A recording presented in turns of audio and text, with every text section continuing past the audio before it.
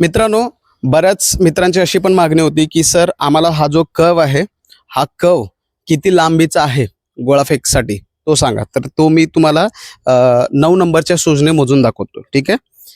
1 2 3 4 5 6 7 8 9 10 11 12 13 14 15 16 17 आणि 17.5. म्हणजे 9 नंबरचे बूट तुम्ही 17.5 मोजायचे आहेत. अशा प्रकारे तुम्हाला कव आखायचा आहे.